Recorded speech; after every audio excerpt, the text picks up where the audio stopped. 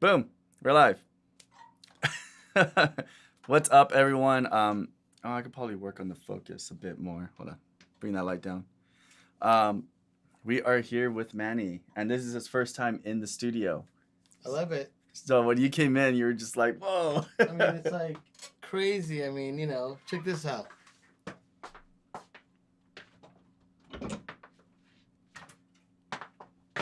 I don't have one of these, but for my own studio, I would be like, get one of these for your studio. I think it's Eastwood. It's like the Joy Division guitar bass. Super badass. I'm already like kid in a candy store. Which one's the one you were playing? The Brian May 2. The Brian May one? Yeah. Anyways, here we are. So, here we are. Eric, lead me through this. What are we doing? What do I got to do here? So we have console speakers. I have the Pro Tool session right there. We have 10 mixes, all from the Academy members. I'll read out some notes that the Academy members have left, and we'll just play back a tune and listen to it, and we'll just give feedback on Friday. Cool. Well, let me see what someone says here. Hey, Keith, what's going on? Who else do we got here? Good luck keeping up. Sometimes the chat just goes... Yeah, it's massive. Thank you guys all for tuning in. So let's get right to it, Eric. We're going to listen to some songs that you guys sent in. Do we have the names of the people that sent these in? Yes, we do. So first up is Jens Nielsen. Jens. All right, we're going to check out your mix first. And Jens says, here's an original. If Lou Reed wrote a pop song, this could be it. I love it. I'm excited about this. All right, let's do it.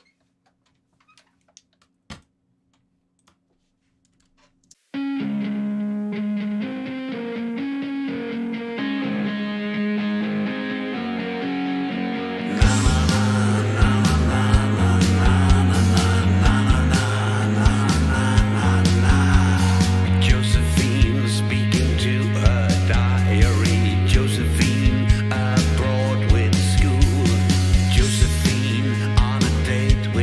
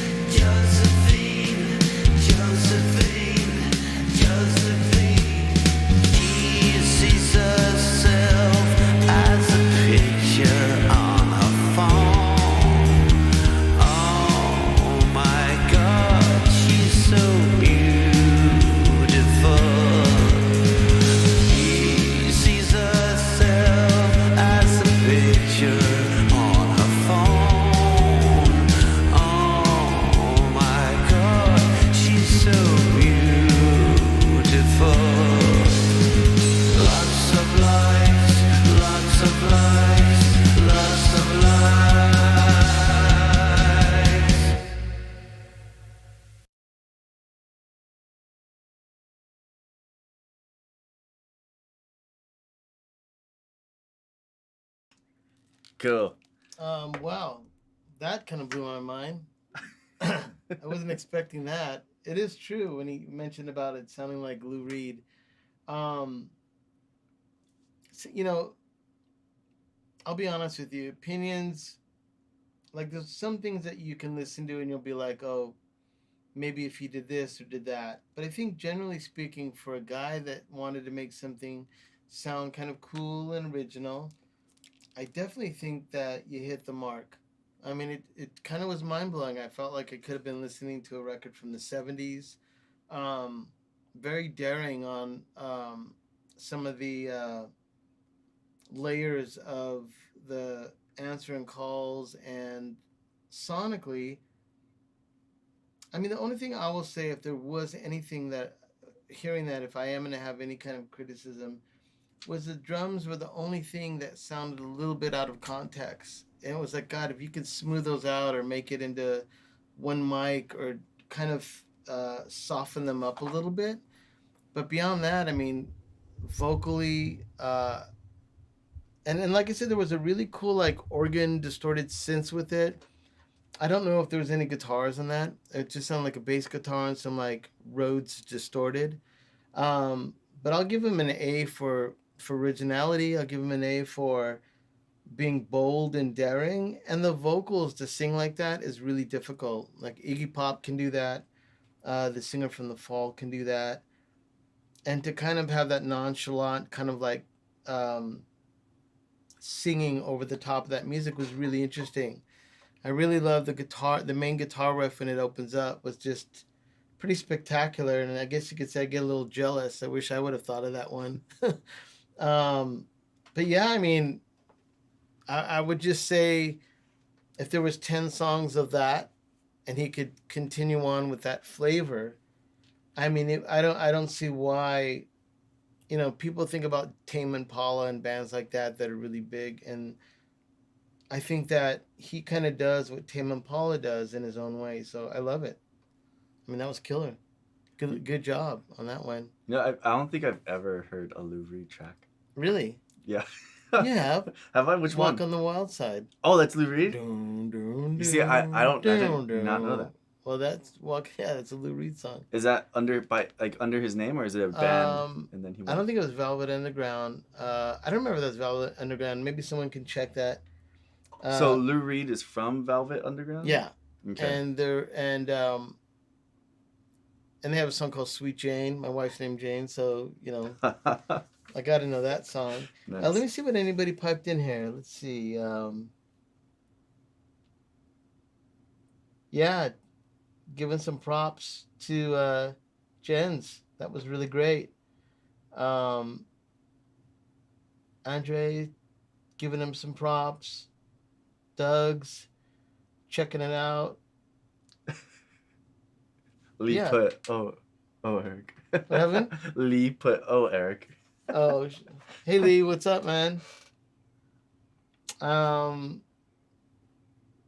Yeah, that was really great. So yeah, that was very impressive. I mean, I just got to say, not to any. I mean, I know I mentioned about the drums just because, you know, like when I think of Lou Reed, I think the drums sounded like very punchy and modern, and there's nothing wrong with that. But the kick drum had an interesting sound. I just kind of wished somehow it was a little bit more gritty, the way the other things were kind of gritty and kind of blended in a little bit better. But that was it. I mean, who am I? It's tomato, you know. But that was awesome. There's Lee. All right, well, off to the next. Let's do the next song. All right. Thank you for submitting that. That was awesome. What a treat.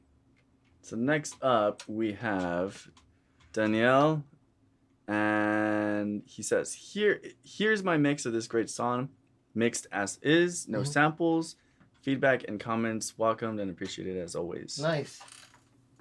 I feel like we're at the movies or something. We're at like a drive-in theater with all our friends, and we're like, put it on the screen, put it on the speakers. All right, and then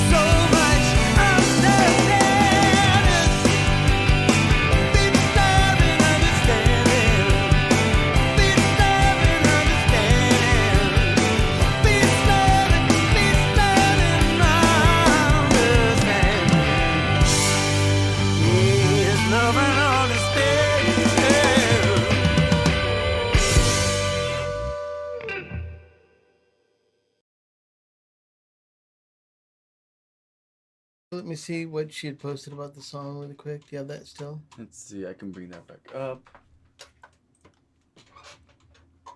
What did she write on that?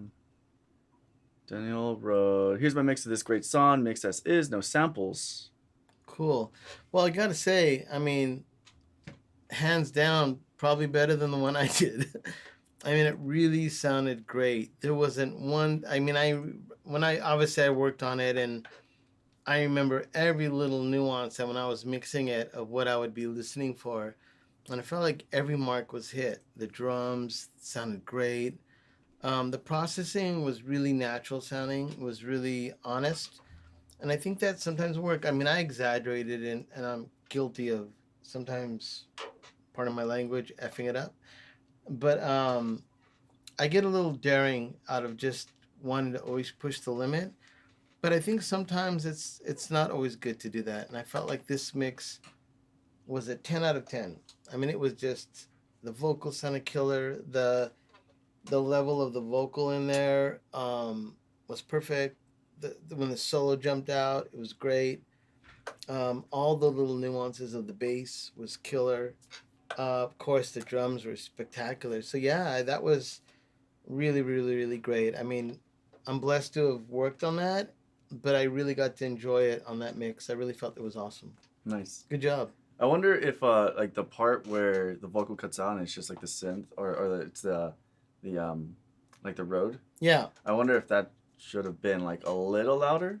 I mean, yeah, maybe, you know, I mean, it's there's one point where you put on your brain, like, I'm going to listen to it to critique it. And I have a tendency to always put on my brain, like, let's try to enjoy it. Like, even when I send a rough mix to a band, you know, when you have a tendency, like, let's say, I mean, everybody here, I'm assuming, is producing and mixing and doing stuff. If you're working really hard on a song and then you send it to someone, and the first thing they do is they tell you everything that's wrong with it, I kind of don't really believe that that should be the approach to it. I feel like it's like, hey, can you tell me how pretty my eyes are? You know what I mean? Like, can you give me a compliment? You know what I mean? Like, tell me how pretty my eyes are before you tell me that you hate the color of my hair or my haircut. So I kind of feel like it's backwards. So I don't sugarcoat it, but I do believe that I look at it coming from the outside in, where I want, if there's a mountain of things that you need to address, I'd rather, let's talk about the positives. And then, yeah, if I listen to it a few more times, maybe there's something in there I would want. But for me, as a music fan, I will just say that hit all the marks. I loved it. Nice. You know, good job. Sweet. Next up is Bapu. All right, we're hit cut. Ready? 1 second. Let me read what Bapu said. I previously posted this on Feedback Forum, but was told I should have really posted it here since it's an original song. After having our first 13 songs mixed professionally, I've decided to return to mixing myself again. Here's the first song I did about 8 months ago, mixed in Studio One and mastered with Lursen from IK Multimedia. This is our virtual band, Citizen Regain, with active members in 3 countries, US, Norway, and Portugal. Wow. P.S. If it's not apparent, I love a wall of sound.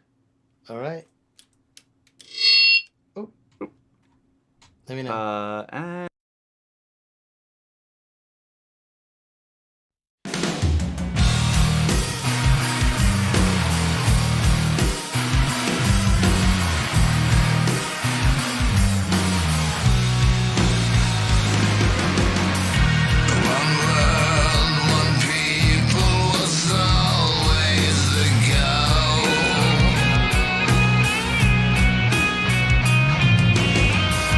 Chasing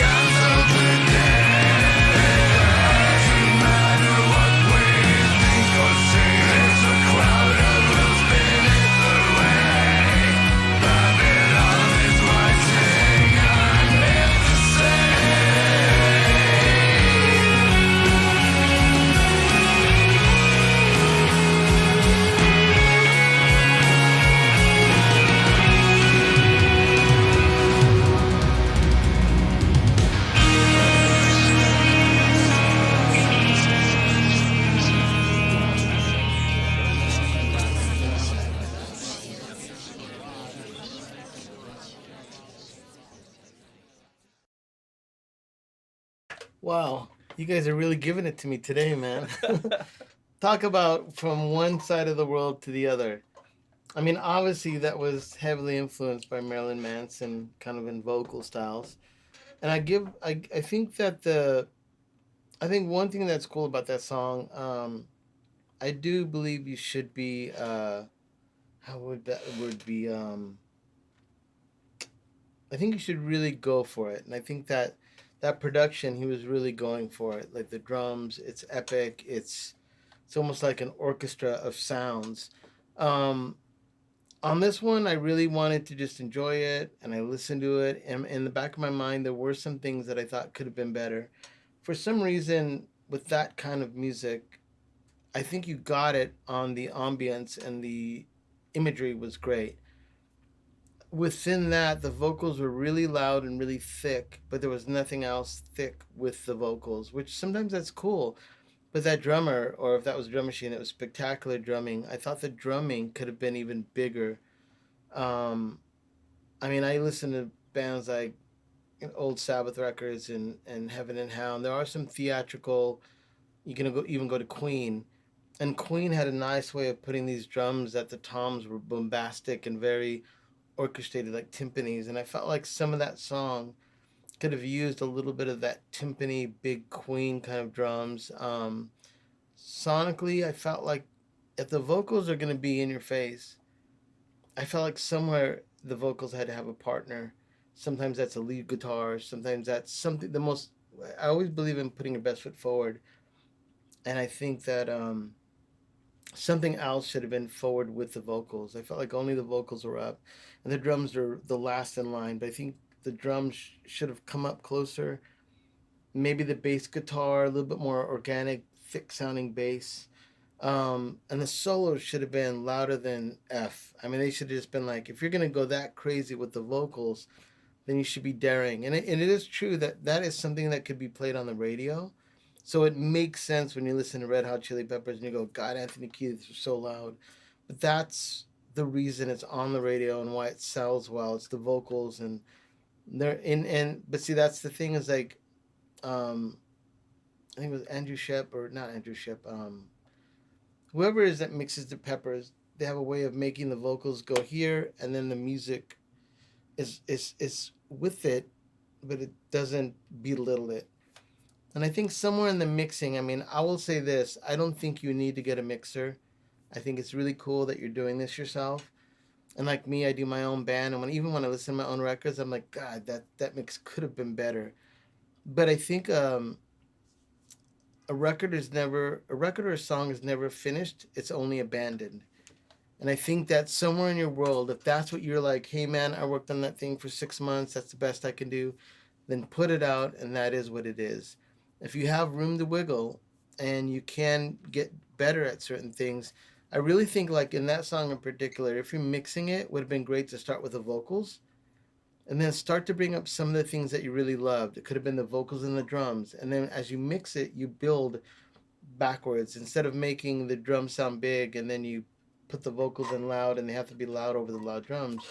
You start with the vocals number one and then you bring it down and start adding in the layers until you get this beautiful song and then you bring in the rhythm section. And I really think that that song, once again with a grain of salt, I think it could go either way. You can either spend more time on it and make it that, but if that was all and you wanted to give that as a calling card to someone and say, hey, this is my band, this is my music, then I think it's a winner. Then I think that once again, like the other songs, different styles, but whatever you're doing sounds right.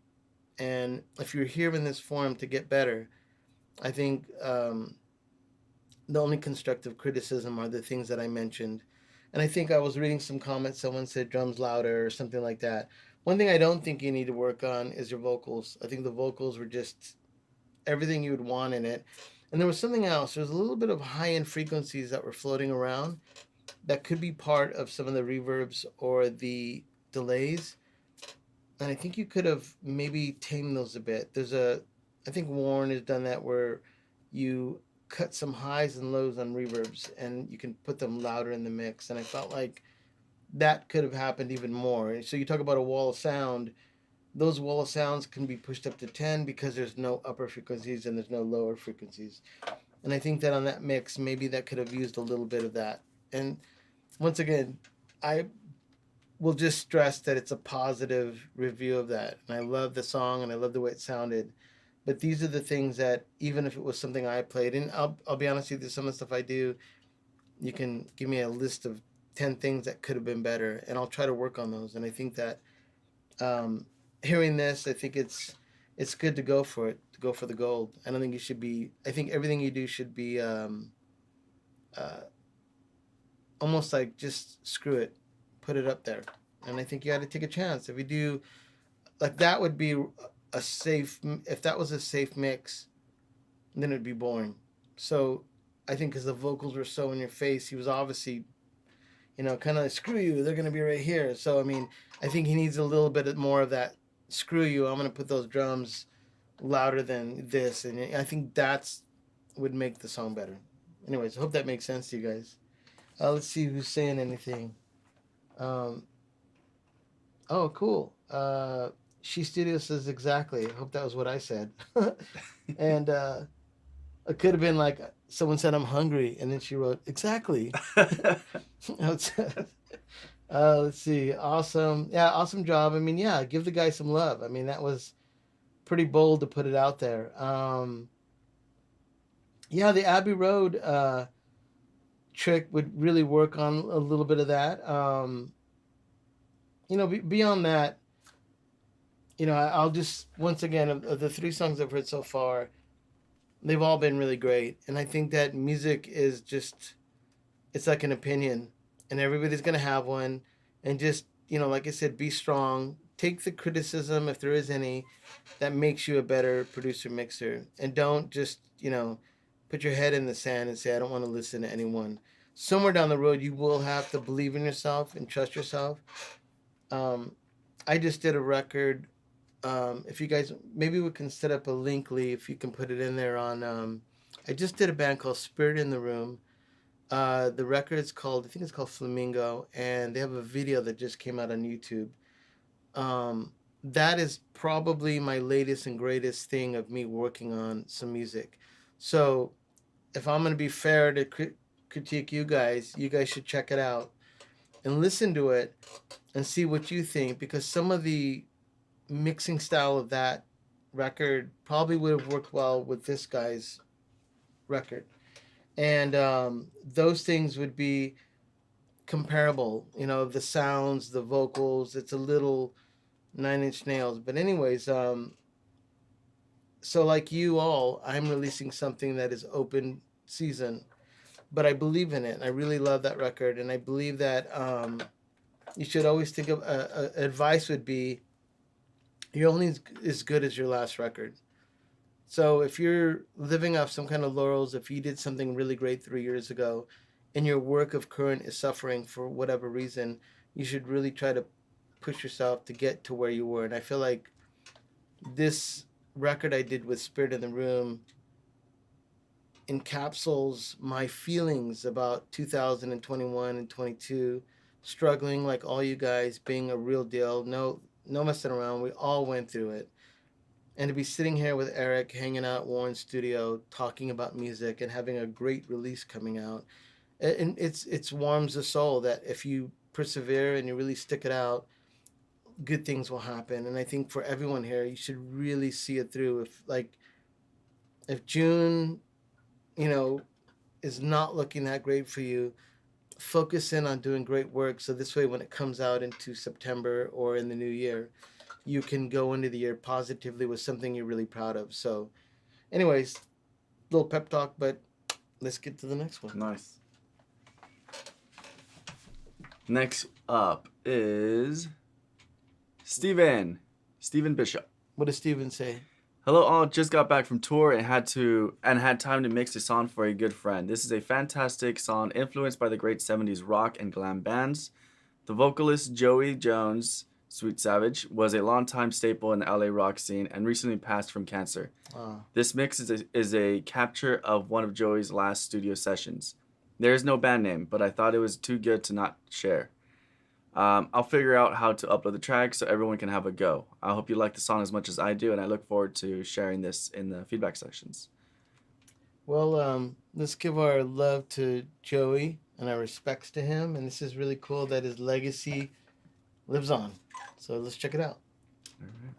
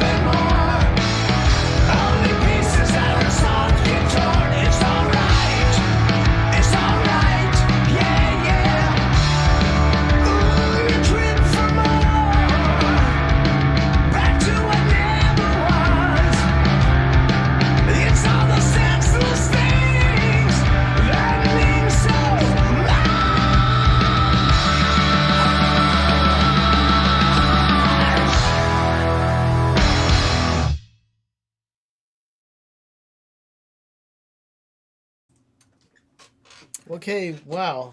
That was crazy good. I'm probably older than most of you, and I did live in LA in the 80s. Um, there's a reference that most of you probably wouldn't know, and I don't know if this cat knows, but there was a band called Kix, and it reminds me of Kix vocals, and I think it was KIX, and they're really rocking 80s band. They're kind of an elite, like no one really didn't know who they were, but they're really super cool. And if you talk about 80s rock and you're not familiar with stuff, you should definitely check out Sweet as well. Sweet was a really wicked band. You probably heard the song Love is Like Oxygen and Foxes on the Run. I think there's a record called Desolation Boulevard or something like that. I hear some Sweet influences, but I will say that the vocals were really badass. And I know he's not here to, enjoy that praise, but it's really apparent. And one thing to be said too is that sick drummer, guitar player, super creative, whoever that was. And on the mix, I don't know if there was a bottom snare mic or something, but I felt like the snare may have been a little too loud and a little too distracting for me. But I would always forget about that as soon as the vocals came in. So job one on the mix, it was exciting. Hands down, that was the coolest guitar solo, whoever did that. And, when people, I obviously used to have hair. So when I say hair bands, I would include myself into one of those at one time. But I will say that the musicianship of 80s bands were crazy good. Some 80s records that people will never, mostly don't check out, that were hard rock like that.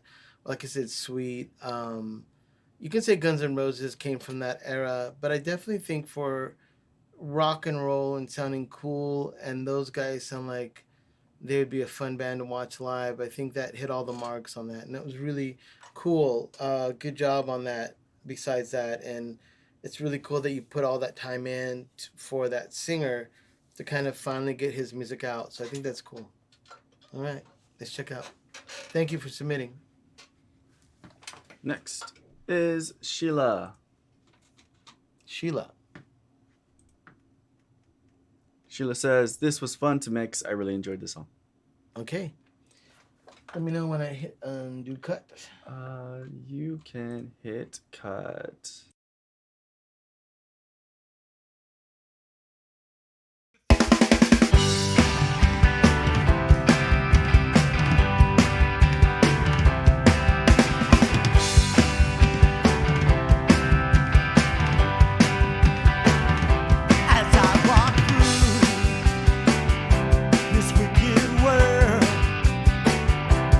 Searching for light in the darkness of insanity.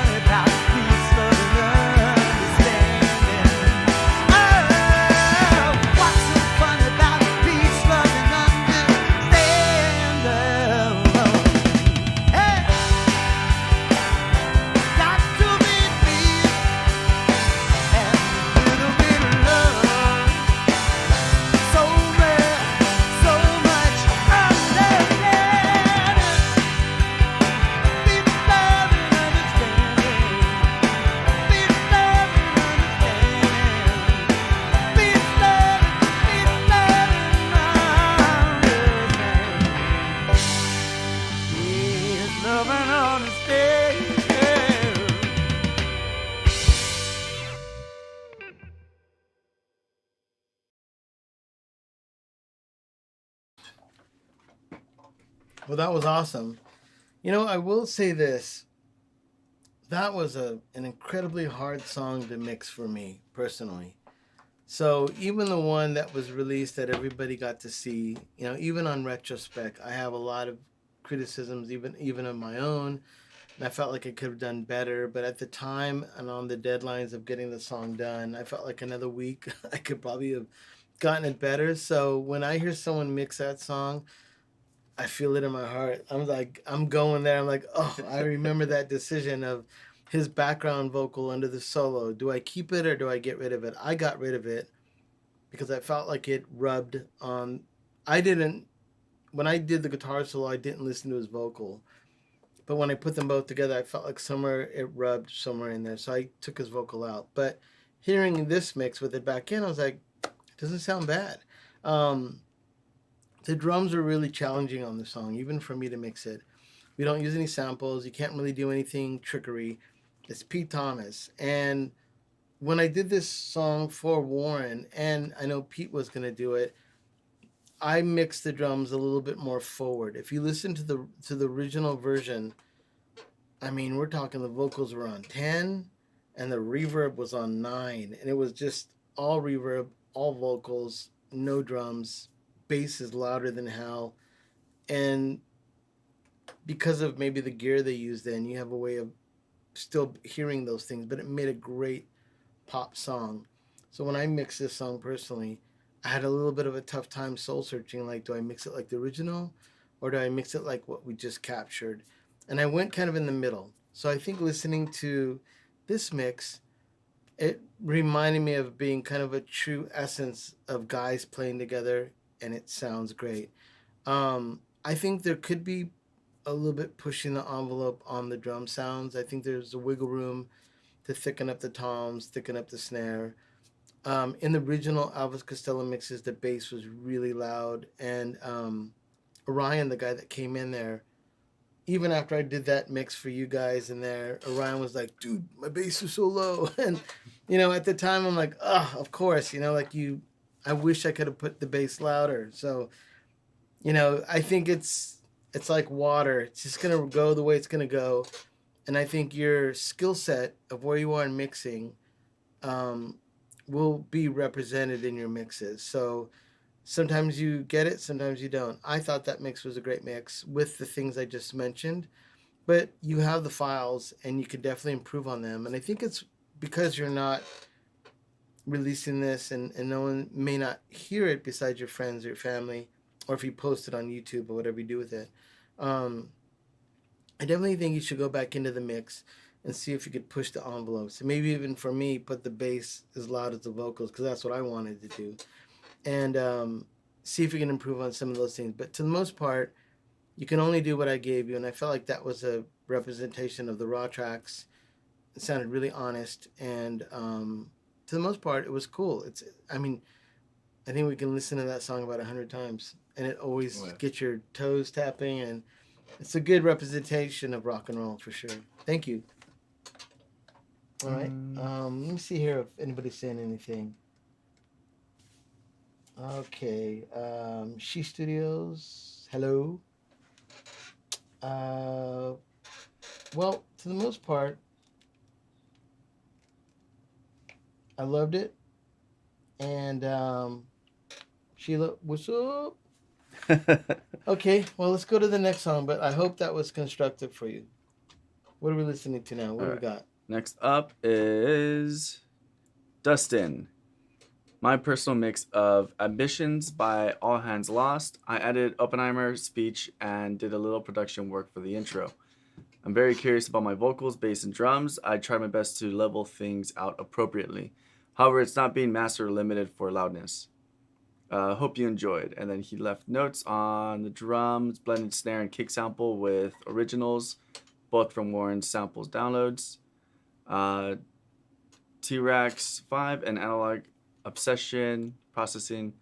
The bass had processed two separate tracks, high pass and low pass at 200 hertz.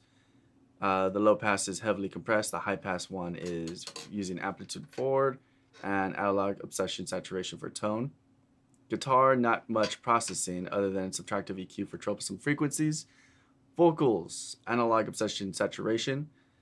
Single is very dynamic. How to chop off peaks heavily with TDR. Kotelnikov. Dang, I couldn't clean that. Before applying serial LA2A compressors. Buses, T-Rex 5 bus compressor doing very light work on drums, bass, guitar, and vocal buses. And G-Sat plus saturation. Then on the master, T-Rex 5 bus compressor, G-Sat plus saturation, and T-Rex 5 stealth limiter for some transparent loudness. Well, let's give it up for Eric. He's working today, working for Manny. Man. That was awesome. I mean, I felt like if I was to send a mix to someone and they were to get back to me, that guy would definitely have some really good notes on that. So let's check it out. All right. Awesome. Ready? And we are...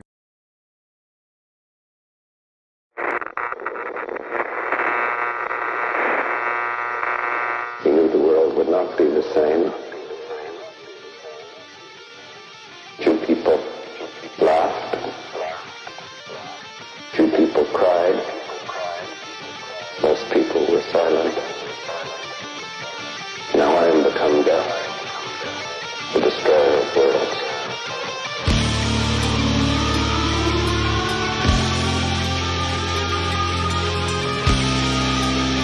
Now I am become death, the destroyer of worlds.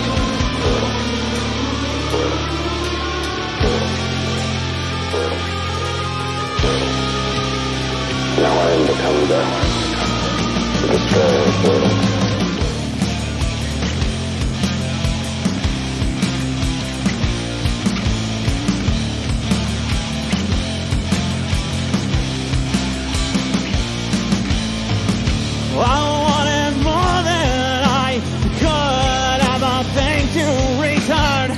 The sweet sensations that come along with your slow burn. Walking through these painted nights, tell me why is it so hard to say goodbye? There's one last time for us to burn the world to the ground. There will be no sound. I lost my self-control on the long way down that road.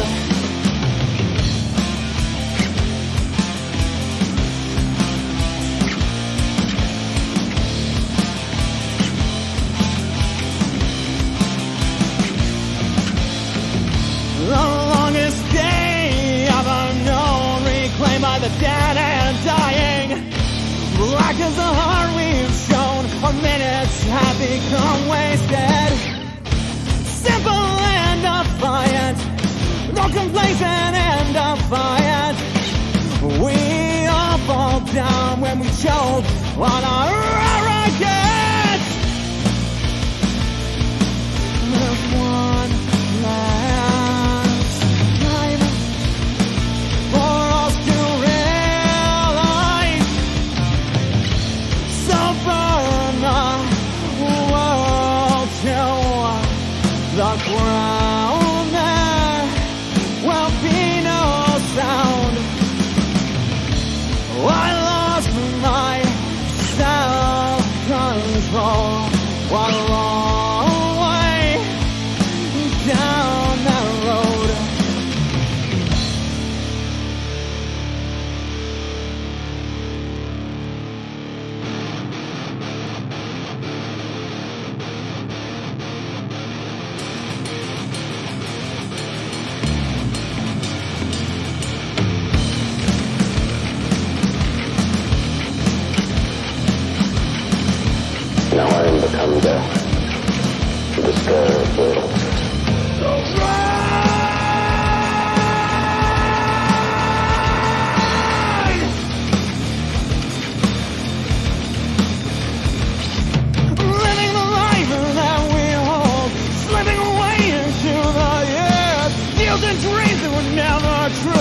fiction lost in time. One last time to realize. So burn the world to the ground. There will be no sound. I lost my self-control along the way down that road. Idle hands regret the life they never tried to live. So burn the world to the ground. There will be no sound.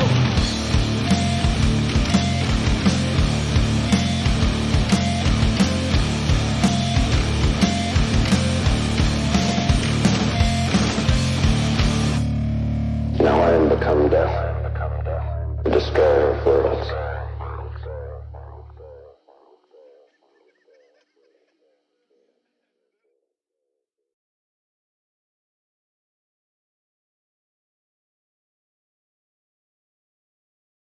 Between this and that. Put on like a. Actually, never mind. I'm just gonna offer that. Next time we'll do something like that. Oh, okay. Okay. So I'm gonna. We're on cut still, right? Yeah, we're All right, still on cool. cut. Well, you know what? I was just gonna see. I don't think we have the time to do that because I do want to make sure that we get all these other songs to listen to. But I felt like I wanted to put like an SSL compressor on the home mix and just see what it sounds like being slammed into something. Obviously, you sound like you have a really cool voice like Maynard from Tool, and your scream is great, and you have all the things that would be great with a really great vocalist. I don't know too much of the source of. Obviously, there's drums and there's really cool guitars and there's a lot of things going on. But one thing I hear, and I don't know why this is missed, if you listen to Tool or if you listen to Chevelle or you listen to any heavy band, the syncopation on the syncopation parts really do matter. And I'm a little bit of a stickler on timing. And I felt like the drums were out of time with the guitars on usually those really heavy, intricate sections. So there's one thing that happened. Either the song had a click and the band played and then the drummer played under it, or that the drummer played and you had a click and then everybody played to the click, not to the drummer. So somewhere in that world, you have to get into connecting the dots to making those happen. I felt like the guitars were way ahead of the drums. And I felt like even the vocals sometimes were way ahead of the music. So that being said, I think that if you're going to go backwards into the song and its thing, I think you can make it better if you just listen to the drums. Now, what I do, I have Pro Tools, and sometimes it's kind of like when someone's uptight and you're like, I'm not saying I recommend this, but like, dude, have a beer or take a smoke break, and you relax them. I feel like with some of the audio there, the guitar player, you could have put a, in Pro Tools, it's like a little bit of a delay. You can just put a plugin on and it adjusts time. And I think if you put a delay and just a few milliseconds, make the guitar player sound like he's just a little bit looser, and I think that could have had a huge impact on some of those really big heavy sections, because the drums were on point all the times except when you went to those really intricate parts where there's like a lot of things going on, and you would need to go back in and listen to the drums, listen to the bass, listen to the guitars, and then once you've done all that, then listen to the vocals and feel like some people like the vocals to lead, obviously it's the lead vocal, and then sometimes not. And I think when your energy is pushing it forward, and then the drums are the worst guy in the back that's behind everything, it sounds like you're kind of jumping the gun. So if you can bring those drums up by adjusting the guitars and making them get in tune, or not in tune, but in time, your vocals then will have a lot more energy and impact. So I definitely think that sonically, with music like this, I think you need to explore more compressions and limiters, SSL, kind of like all my friends that are big mixers that have done like Tool and done Soundgarden and all those bands, they rely heavily on SSL type compressions. And I think that with this kind of music, a modern compressor would do wonders. And also, I think the vocals could have been even processed more, not to be just like Maynard, but I think you could have used more distortions, effects, almost like an AM radio, or do something so the verses had their own sound. And then when the choruses came, they opened up. And it's not really a criticism, it's just about getting crafty. And I definitely think there could have been somewhere that you could make the vocals more interesting.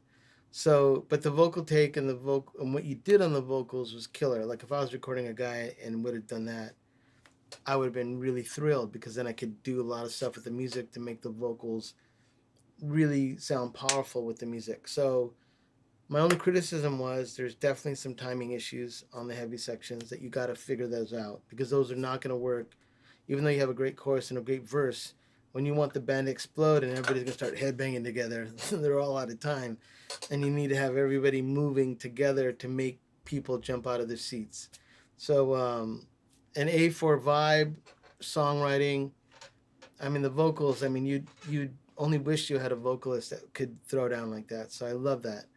And then I think now you just got to work on maybe listening some of your favorite records and then thinking how can you get what they did and bring that into your world. I hope that's fair advice, Let's see what anybody said. Anybody say anything? What's up, Christian? Christian's talking to Frank. Frank's talking to Christian. Christian's talking to Frank. All right. Well, I'm glad to see that there's conversations going on between people here, because it's about learning.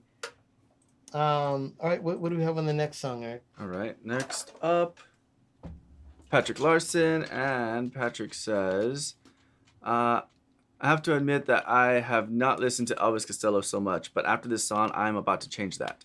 I must say that this song so far in my time here in the Academy goes on my top 5 songs to mix. The performance from everybody for me is just amazing, and that just made it a joy to mix. I made my mix a little softer than Manny. That's okay. I wanted my mix a little softer and I couldn't. All right, let's check it out. And then Patrick, I got your updated mix in there, so. Oh, cool. We are listening to that. So this is the updated Patrick mix, and we're gonna check it out. Let me know when you want me to uncut. And we're good. 1, 2, 3, 4, 1, 2, 3.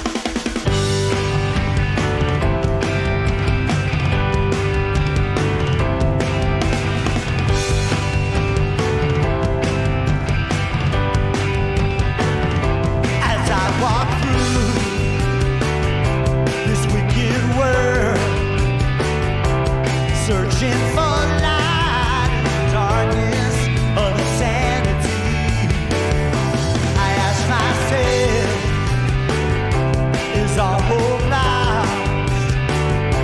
Is there only pain and hatred and misery?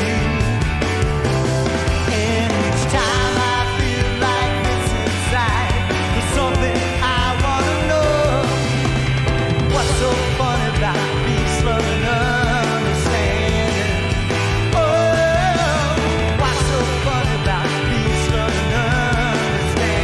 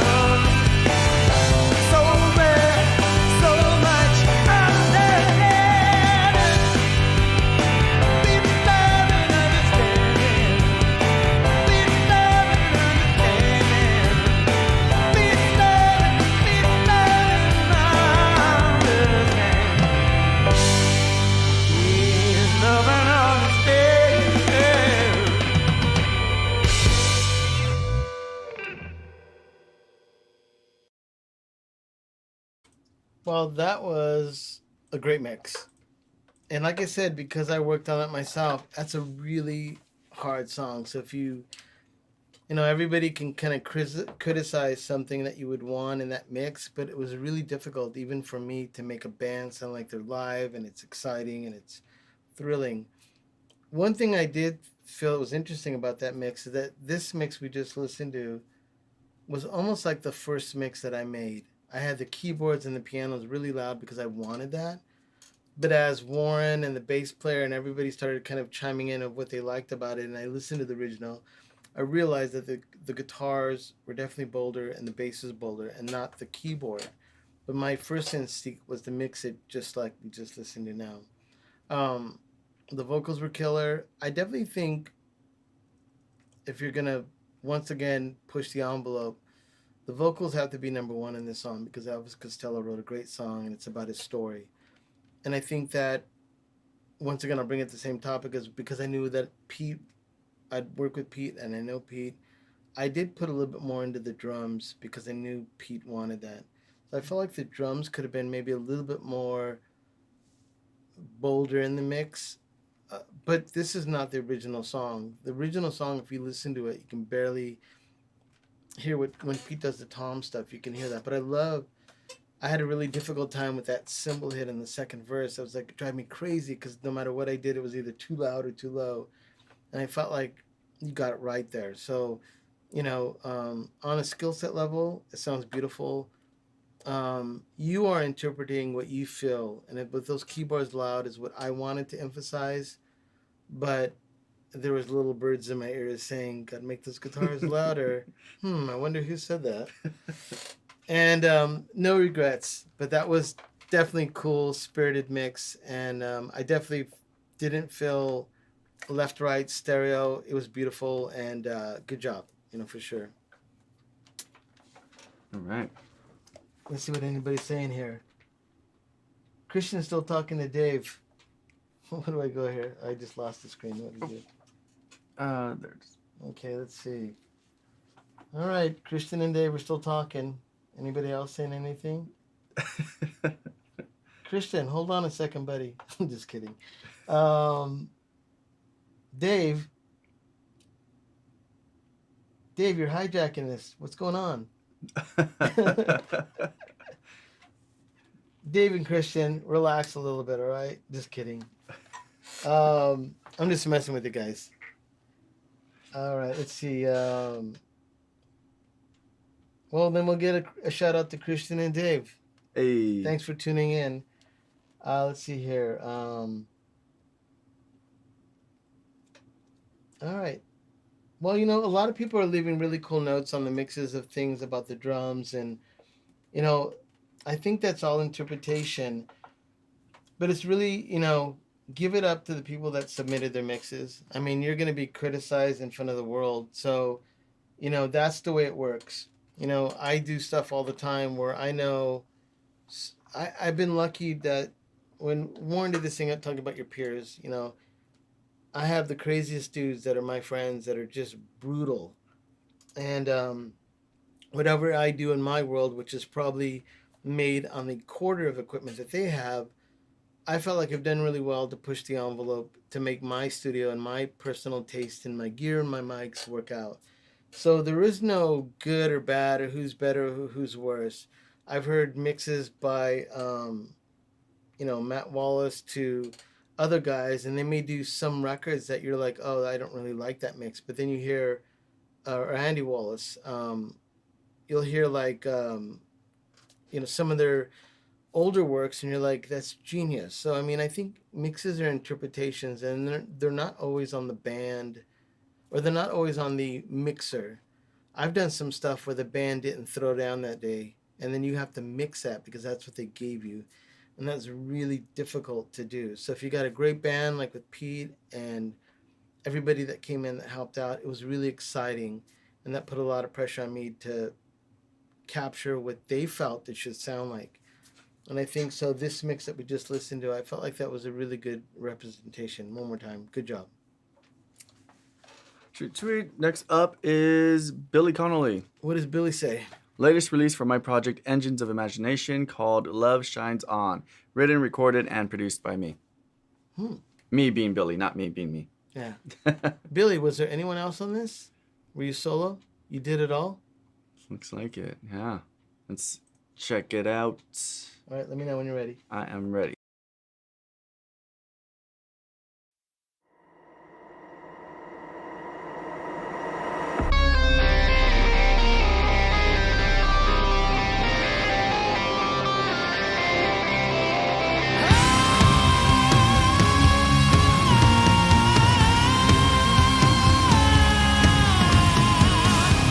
Oh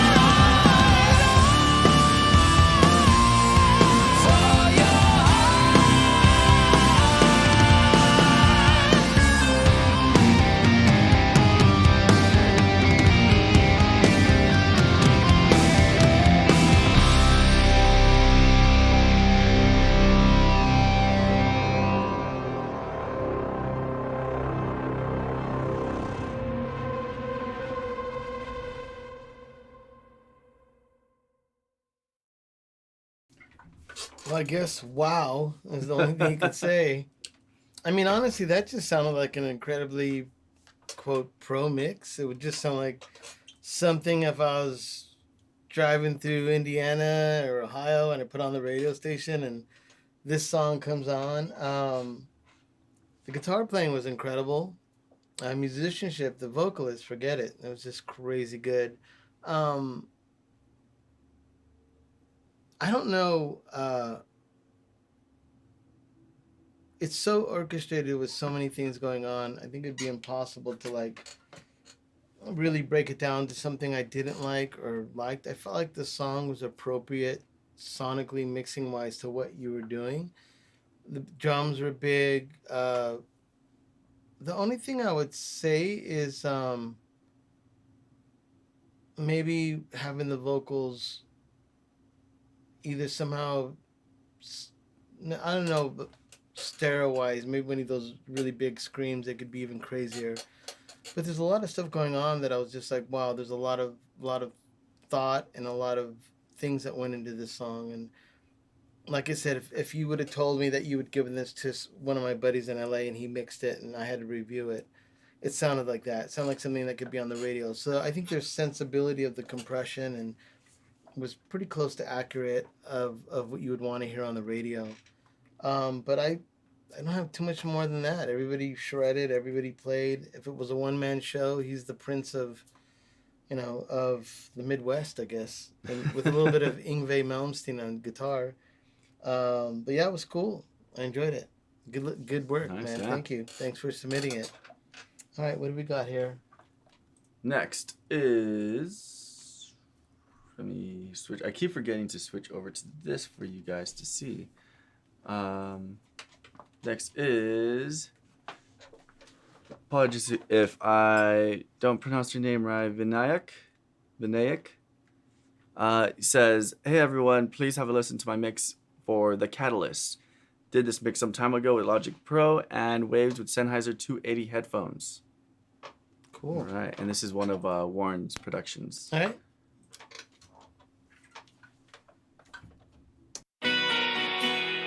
Oh, whoop.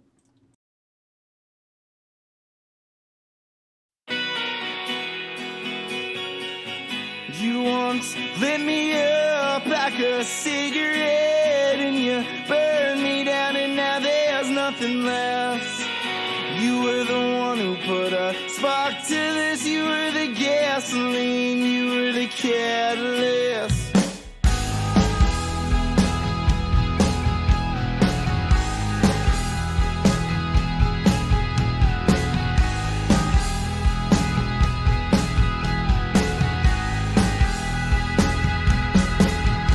It was last call.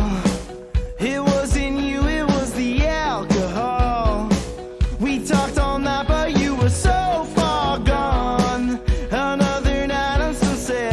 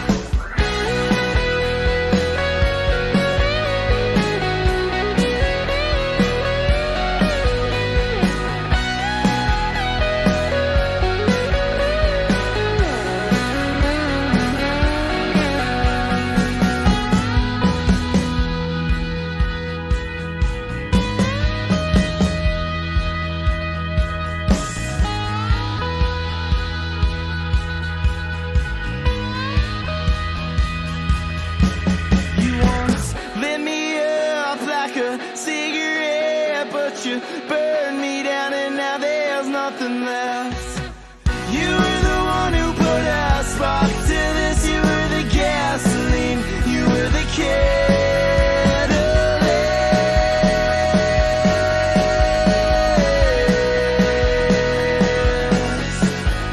Girl, light me up like a cigarette. Burn me down, there's nothing left.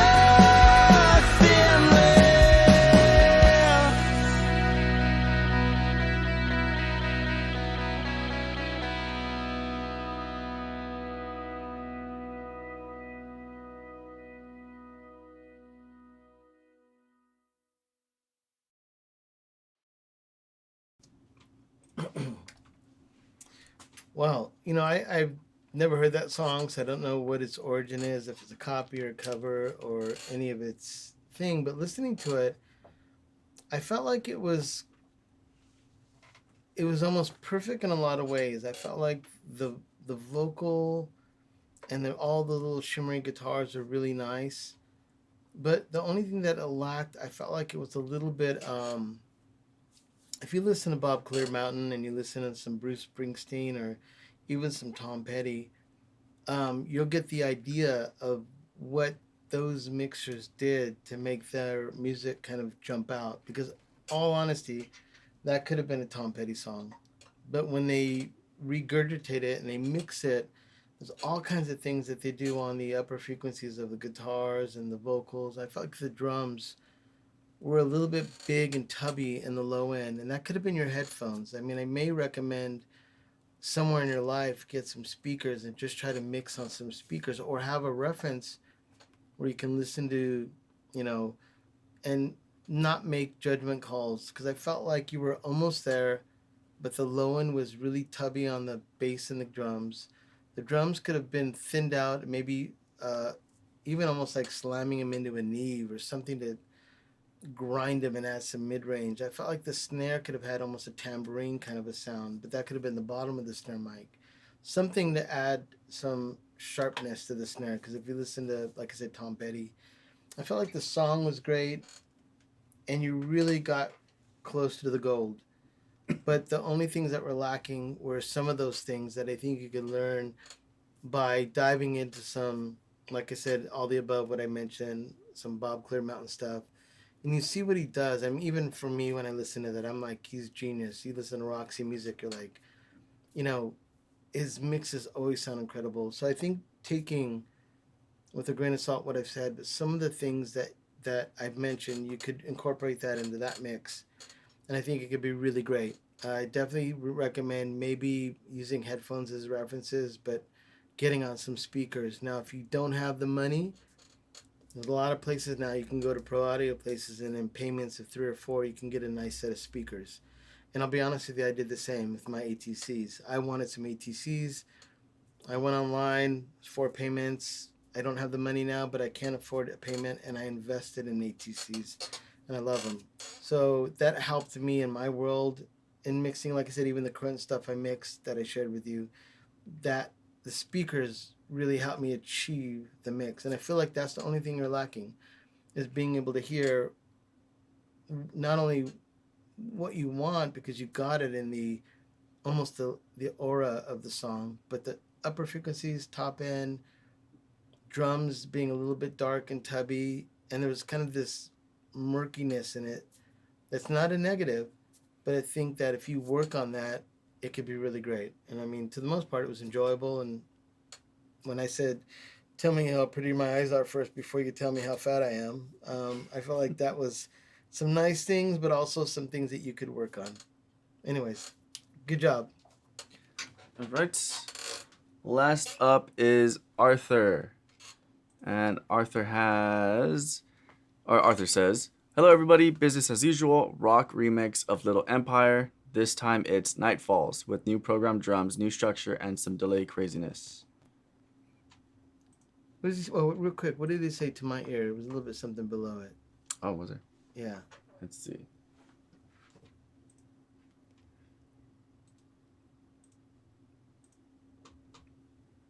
Below it was a note from Russell. Oh. That wasn't the one, was it? Yeah, this is the Okay. one. Giving feedback. So Russell listened to it and he's giving feedback. Oh, okay, never mind. Sorry. All right, well, let's check it out. And we Okay. are good.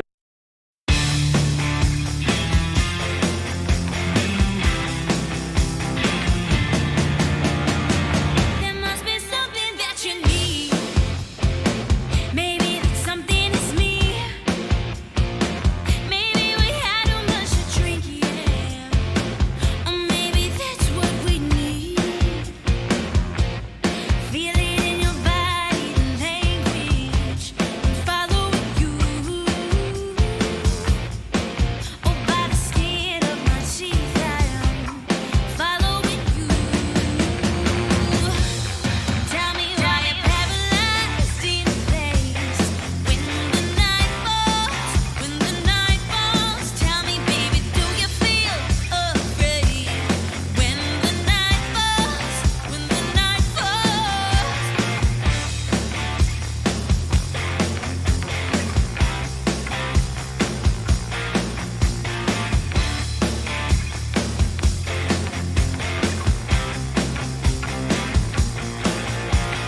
Why do you feel it in the streets? Is it you or is it me?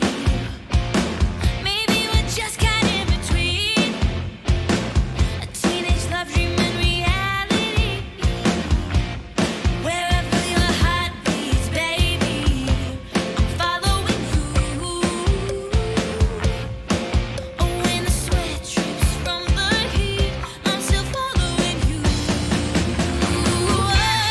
Tell me why you're paralyzed in place. When the night falls. Tell me, baby, do you feel afraid? When the night falls.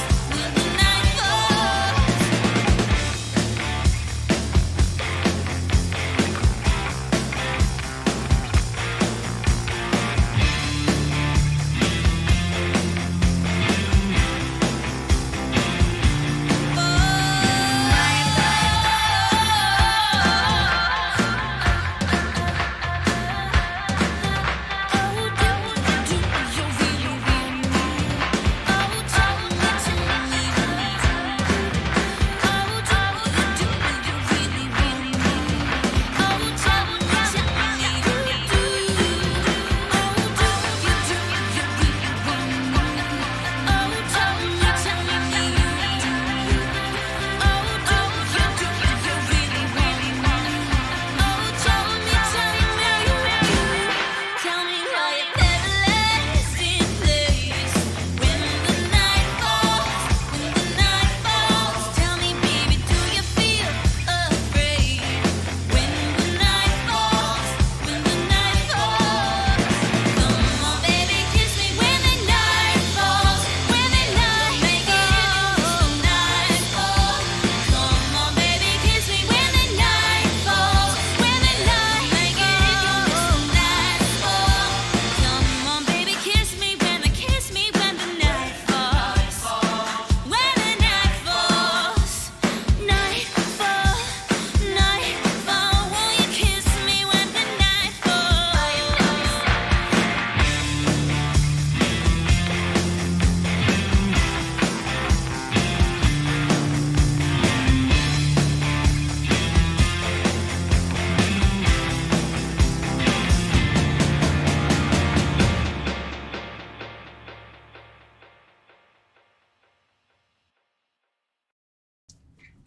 Well, I mean, that sounds, once again, I know this is a term going to be overused, but a pro mix. It has all the ingredients that you'd want. The only thing I would say, once again, I think there's a difference when you talk about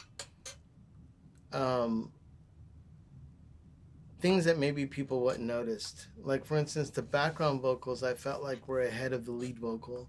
So every time the vocals would come up, there was like this talking that would be a little bit ahead of every word she said. Now, there's two different things. That could have meant that the background vocals could have been back and the lead vocal forward. Or when you listen to the dynamics of them soloing them, not just getting a good sound on the backup vocals, but see how they sound soloing the vocal with the backups, and then seeing how they feel. I think they could have been nudged back a little bit, or the vocals could have been moved forward. But sonically, everything sounded really killer. I felt like the I mean, I shouldn't be. There was some clicking in the guitar because it was how he played it, and that could have been just something of maybe going through the files and just kind of clipping out some of the.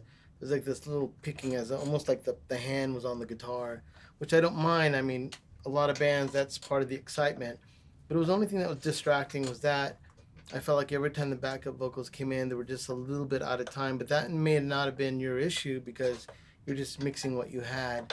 But if I was going to go through it, I'd probably be a little bit of an audio police. And like I said, my thing is always with timing.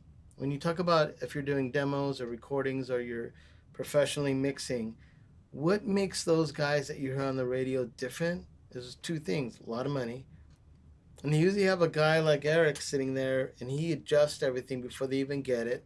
And then once they get all the files, everything's been adjusted and put in line. And I think those policing and those way that the big mixers do it is something that's hard to understand if you're just doing it yourself. So I think that you have to work a little bit harder. And that was like not really a criticism because even if that song as it is, it was fine, it could be played on the radio. But adjusting those little timing things and also some of those moments where there's like dynamics where things drop out and things come back, I definitely think you can lower the levels of those a little bit, so automate them so it's like so when the part comes back it jumps.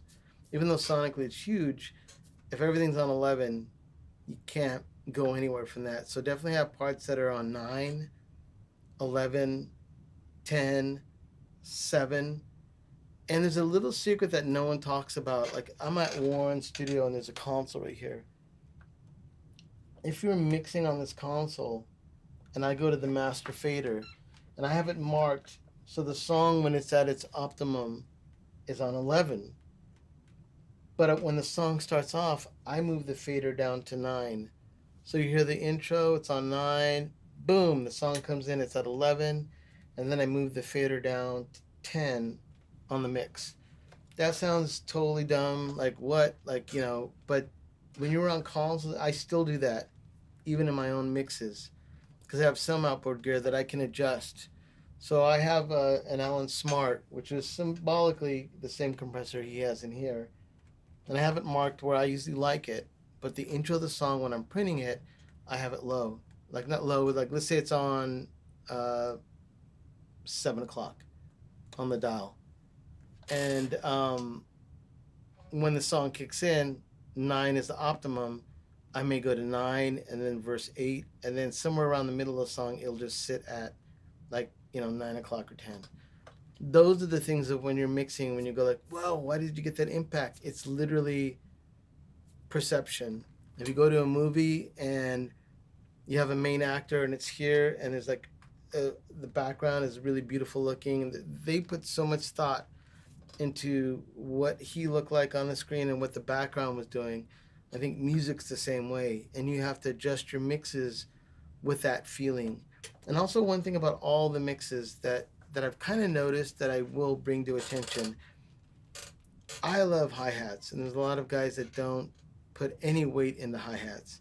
But if you listen to the Faces, Rod Stewart, Tom Petty, Bruce Springsteen, and not Dave Grohl, because Dave Grohl is what opened up the whole sloshing of the hi-hats and screw it, I'm going to play these as loud as I can. Even the Eagles, or even the greatest songs, like even talking about the Beatles, the hi-hat work on all these songs really matters. So when you have a song like that that's really rock and roll or driving and you have a real hi-hat player, think about how the hi-hat adds the beat of the song. And I felt like on this song, there was something in there I wanted more, but maybe it was that. It was so... it needs a point. So even on some of the other songs that I did that were really cool, don't forget the hi-hats, that they matter. And if you're tracking a guy and his hi-hats are constantly open, go out into the room and say, hey brother, can you just lower that to where they're barely open? And you'll get way more out, and people would be like, well, why does that really matter? You listen to Led Zeppelin, you listen to, God, Deep Purple, or even a lot of works from great, and the hi-hat matters. You listen to Tool, you listen to Black Sabbath, Alice in Chains. I mean, the drums and that meter matters. So that's just a little bit of something a little outside. It's almost like I got a little stoned and wandered off into some other topic. I don't smoke, but it's something like that. It gets my mind going, and I think about different things that I really love about music. And hi-hats matter. In my mixes and my own mixes, I may have a lack of some low end, but my only advice to, like, when you're doing these mixes, somewhere in your world, try to figure out something that's a style that you do really well. And I don't do hip hop, I don't do blues. I could probably get away with doing some country. I probably can get away with doing some dub or reggae. But I rely on my strengths, which is really people coming in a room. You have 4 to 5 people, even 3, and they throw down, and you have to capture it. That's what I work hard on. So when people have done stuff where they have samples and they put together some music, I'm really always impressed with that. But in my world, I've decided to work on my strengths, which is engineering. And I think that you should focus in on what you do. Could be electronic, could be, if you are electronic, or let's say you are making everything yourself in your bedroom, you have to really explore those ideas because it's only you making it. Offset your bass guitar a little bit behind the beat, because then you make it sound like someone else is playing bass. Or your keyboards come in, offset those a little bit off the beat too, so then it sounds like everybody's using like human timing. And I think that really does matter when I was talking about the background vocals and stuff like that. The human feel matters, but it should always be a little bit behind, not forward, unless it really is a guitar solo or a lead vocal. Anyways. It's like the mix breakdown that you did of the Mojave. You have the Yeah. time adjuster on Yeah. all the tracks. Yep. Which is... And it's weird. I just did something that will be coming out soon on Warren. And even though these people are exceptional musicians, and I captured them, it was with a Mojave MA37 mic. It was one mic, one band. And as I started to mix it, things didn't feel right to me because they were playing all along to a kind of one guy playing percussion, and then they all played together. And it seemed like it was a little bit stale. So I just went through and kind of soften things up with some timing, and then suddenly it felt beautiful. And I think you have to experiment with that. Let's see if anybody has anything else here. Manny, did you get something to eat? No, not yet, but we'll have some coffee and food soon. I made that up. Well, if you guys are all in town, I'd be like, where can we meet up? Let's all get some grub. Oh man, that'd be cool. Let's see what anybody says here. Everybody has some really good... I mean, I was reading some of the feedback of all of you while the tracks are playing. And verbatim, I didn't want to just say some of the things there, but some of them were really accurate. And I just want to say this before you criticize someone that you would have heard today. Put yourself in their shoes. They had a lot of guts and nerve to submit their files to us. We're going to listen to them in front of everyone here. And, you can tell that some of the quality of the mixing and the mixers changed and varied. But the ones that did original content was exceptionally great. The ones that had regurgitated what someone else did, some of them are really beautiful and sounded awesome. So, before you really beat someone up on something, just put yourself in their shoes. And that's the way the world is of recording. It's kind of like someone who makes a movie. You can sit there at the movie and go, this is terrible. But they gave their life to make that movie. So, somewhat you have to respect someone that puts it out there. To be an artist means that you just hold your artwork up and everybody can see it. They can throw arrows through it, or they can really love it. And I think that Produce Like a Pro, Warren, Eric, Lee, and even everyone that is here in this world, I can tell you personally, I'm not a corporate guy or a guy. I've been solo my whole life working on my own records. If you would have asked me if 2022 would I be sitting in a room with some other producers and critiquing mixes and trying to help people, I probably would have said you're crazy. But in doing this, it's really fun for me. I think we've been here, how long have we been here already? An hour and 40 minutes. All right, that's a long time. Whatever you guys are doing, get out of here. Let's go do something else. But I love it. I felt like this took 10 minutes to do. So hopefully you guys will have me back. I'd love to listen to some stuff and check it out. And it was really a good experience to hear some other music. Yeah. Definitely be great to have you back, man. Yeah, man. Sweet. On that note, I guess we. Real quick, Warren. Hope you're having a good time. Yeah. Sorry, I played out your guitars. And I touched your console. Not all of them. You have a few left to play. All right. And we got to go through all his cabs, and then. Yep. And then Lee, what's up? Lee's on the other side of the pond. Yeah. On that note, we are out of here, everyone. Let's get Manny some coffee and food. All right. And also, if you guys want, you can find me on Instagram at Suplex Audio. I have a microphone company called Original Gravity Wave Microphone Company on Instagram. I have a band called Distortion Felix, and I have a band called the Chava Savine. And you could, anywhere in those worlds, write me a message if you had any questions about something we did here, or even if you want to send me your mixes outside of that world, you can do that. Check out Warren's Academy page. You can find a lot that we've done there, and actually his main page has a lot of different things I've talked about. So anyway, we'll leave it at that. I appreciate all you guys coming in and giving us some good music. Yeah. Thank you all that submitted their songs. It was really killer. Yeah. And then we got 2 videos coming up with Manny. Awesome. Maybe 3. We'll see how the Hunt Sales one. Maybe that could be split into 2 because that's a Hunt beefy Sales one. was crazy. That was the craziest session I've ever done in my life. So I don't think some of it's in the I think some of it's on the edited floor of what happened. But it was pretty crazy. But the best thing about it was when we finally got it done, I was over the moon on how rad it came out. Yeah. And the same with Haidokuru, the band, El Haidokuru, the band that we did with Mojave. There's some of my friends that live in Los Angeles. So it was really nice to have them come in, hang out with them. And I got to say, the Mojave MA37 mic is just outstanding. It's a lot of money. But I found that mic was a really cool, like, Swiss Army knife. I was able to use on all kinds of different sources. That was really great. So hopefully you get to check that out. And the Hunt Sales was just madness. Yeah. We'll see. Gnarly. All All right, everyone. And then for Monday, we'll be doing a public stream with Mark Daniel Nelson. So tune in for that. Awesome. So till then, peace out, everyone.